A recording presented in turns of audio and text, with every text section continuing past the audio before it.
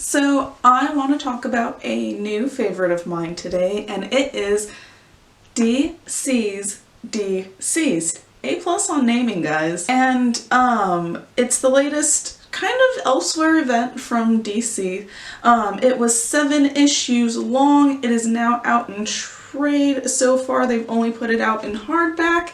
And I'm gonna brag for a moment. I got really lucky and I got the cool variant with Joker's face on it for local comic shop day. I believe these are still available through the local comic shop day website, and if you're lucky, a shop near you might still have one available. I'm sure you can find them online, and honestly, I really prefer this photo to the Batman one. Not that the Batman one wasn't great, but there's something so sinister about the Joker on here, and I really love it.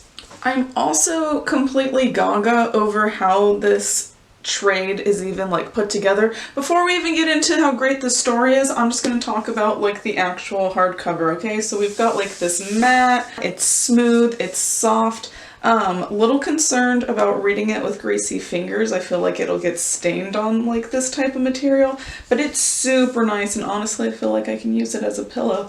And then I actually thought this part was going to be really rough and kind of like old tape, kind of like what older hardcovers used to have. I have to learn book texture now, but this cover, for it being a hardcover, I was kind of amazed at how soft it is. Like I said, this is like a matte and it's really soft and smooth, and then I thought this was going to be rough, and it actually feels like a brand new eraser. Not to mention how cool this little foil piece is here, and then once you turn it around, you can see the full details of like the blood dripping. There's somebody's face here on the side. And like I said, even before opening it, I am already amazed at how well this is put together. Now I know that's hyping up a lot of the outside, and you're probably wondering, okay, I don't care about the texture, what about the inside? Is the story good?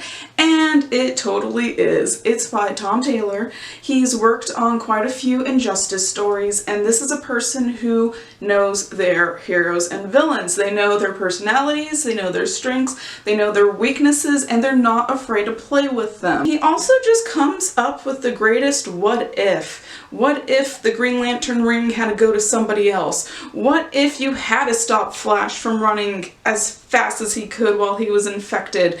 There are a lot of surprises. It was a lot more gory. I thought this book was much more funny than it needed to be. There were moments where I was just like, oh my god, and then giggling in the next panel. Once or twice it did feel like the same, almost repetitive formula, but it was interesting and shocking enough that it kept me going. Now, it is a elsewhere. You don't really have to know what's going on in the DC universe in order to understand it. If you know Batman, Wonder Woman, Flash, Superman, I'm gonna say that you're gonna have a pretty easy time floating through this. However, if I was honest and maybe to understand things and make things a little bit more smooth, I would recommend reading Mr. Miracle before this one. Now, if you know Darkseid, if you know Seed, Mr. Miracle and Big Barda, you totally don't need this book. Honestly,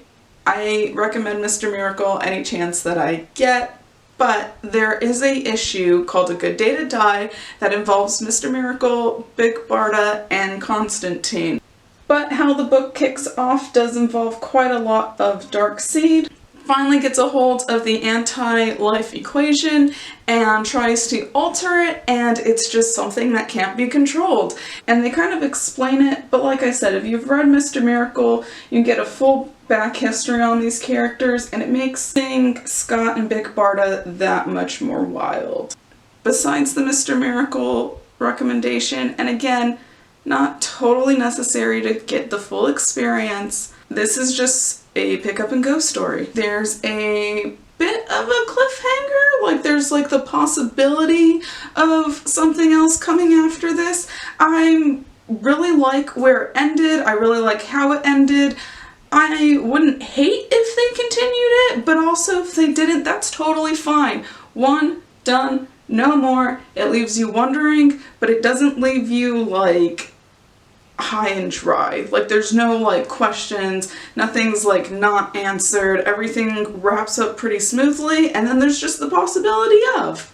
Now, something that runs that long, that is this nice, again, really, really nice hardcover, runs at $29.99 plus tax. And I would say that's a really good deal for this book. So 7 issues, 14 variants, one really nice hardcover, $29.99 isn't bad. And like, if you know somebody who's a DC fan, perfect gift. Like, if you know someone who is a Justice League fan, this is great. If you know someone who is a Superman fan or Flash fan, also pretty great.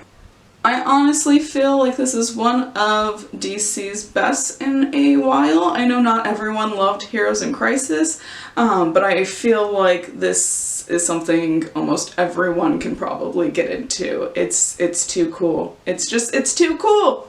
That's it. That's all I got. It's too cool. Read it. Read Mr. Miracle.